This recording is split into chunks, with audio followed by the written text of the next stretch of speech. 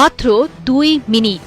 জীবন আর মৃত্যুর মধ্যে ব্যবধান ছিল হয়তোবা এতটুকুই। আকাশ ছিল একদম পরিষ্কার, ছিল না বৃষ্টিপাতের কোনো পূর্বাভাস। অন্যান্য দিনের মতো নদীর পাড়েও ছিল স্বাভাবিক ব্যস্ততা। কেউ ছিলেন তীর্থযাত্রী, কেউ পর্যটক, আবার কেউ বা কর্মসূত্রে অবস্থান করছিলেন সীমান্ত এলাকায়। মানুষগুলো হয়তোবা কল্পনাও করতে পারেননি ঠিক তাদের পেছনেই নিঃশব্দে এগিয়ে আসছে মৃত্যুদূত। হঠাৎই হিমালয়ের বুক চিরে ছুটে এলো ধ্বংসের স্রোত। কিছু বুঝে ওঠার আগেই বদলে গেল দৃশ্যপট। মুহূর্তের মধ্যেই সেই প্রলয়ঙ্কারী স্রোত ভাসিয়ে নিয়ে গেল সামনে থাকা মানুষ, সেতু, গাড়িসহ সবকিছু।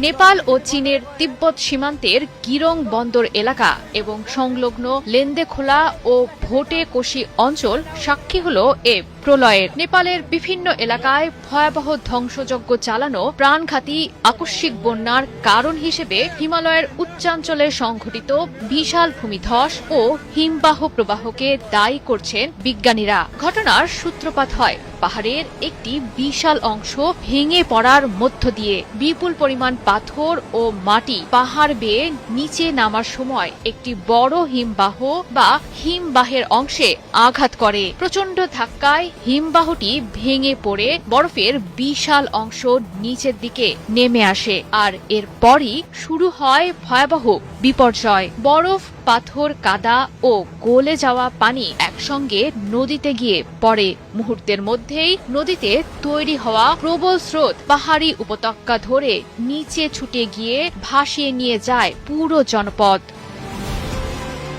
কলম্বিয়া বিশ্ববিদ্যালয়ের ভূপদার্থবিদ গোরান একস্ট্রোমের মতে ভূমিধস ও হিমবাহ ধ্বংসের ঘটনাটি এতটাই শক্তিশালী ছিল যে এর উৎপন্ন শক্তি ছিল প্রায় 5.2 মাত্রার ভূমিকম্পের সমান। এমনকি বিশ্বের বিভিন্ন সিসমোগ্রাফেও এর কম্পন ধরা পড়ে। জানান, বিপর্যয়টির ফলে সৃষ্ট বন্যার পানির উচ্চতা ছিল 130 থেকে 160 ফুট পর্যন্ত, আর পানির স্রোতের গতিবেগ ছিল ঘন্টায় প্রায় 71 কিলোমিটার পর্যন্ত।